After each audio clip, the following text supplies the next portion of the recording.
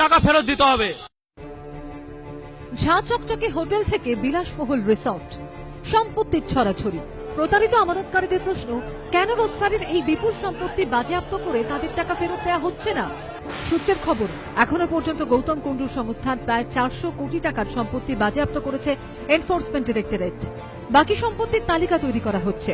ED সূত্রে দাবি, সম্পত্তি বাজেয়াপ্ত করে সংশ্লিষ্ট মন্ত্রককে জানানো হয়েছে। টাকা ফেরতের বিষয়ে তাদের কাছে কোনো নির্দেশ আসেনি। টাকা ফেরতের জন্য অপেক্ষা করা ছাড়া আর কোনো পথ দেখছেন না আইনজীবীদের একাংশ। এখন সারদার ক্ষেত্রে এবং রোজভ্যালির ক্ষেত্রে সবচেয়ে বড় অসুবিধা হচ্ছে যে এর সঙ্গে সরাসরি রাজ্যের প্রশাসনের মাথারা যুক্ত। এর প্রক্রিয়াটাও হতে সময় লাগছে, কিন্তু এই প্রক্রিয়া চালু যা আমরা করেছি তা থেকে সবাই টাকা পাবেন, একটু ধৈর্য ধরতেই হবে। রোজফারের মতোই অবস্থা আরেক বেআইনি আর্থিক প্রতিষ্ঠান এমপিএস এর আমানতকারীদের। তারাও হাপিত্তেশ করে বসে আছেন টাকা ফেরতের অপেক্ষায়।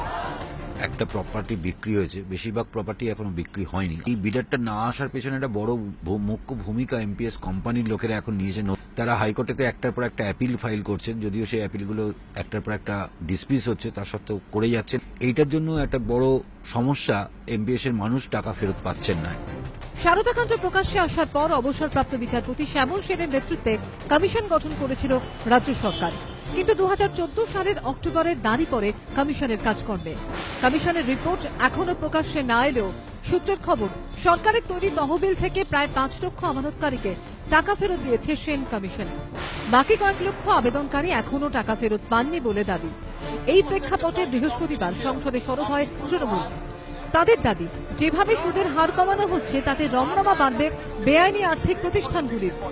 Small depositors are all affected. Now, when they are affected, what would they do as alternatives? This is a surefire way of opening up and encouraging chit funds.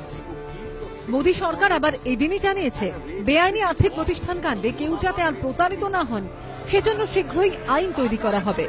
हम लोग एक ड्राफ्ट लॉ हम लोगों ने बनाया है कि जिन चिटफंड कंपनियों की एक्टिविटी अब बंगाल में है या उड़ीसा में है, तो वो तो केवल अपने राज्य के लिए बना सकते हैं। पंजाब अपने राज्य के लिए कानून बना सकता है। What do you do with regard to those who have a multi state all India operation? तो उसके लिए एक सेंट्रल लॉ हम लोग ड्राफ्ट कर रहे हैं और बहुत शीघ्र ही आपके सामने वो चर्चा के लिए भी आएगा। ইতিমধ্যে যারা প্রতারিত হয়ে সর্বস্ব খুইয়েছেন তাদের একটাই দাবি, অবিলম্বে ফেরত দেওয়া হোক আমানতের টাকা। প্রকাশ সিনহা, বিজেন্দ্র সিংহ ও সৌভিক মজুমদারের রিপোর্ট, এবিপি আনন্দ।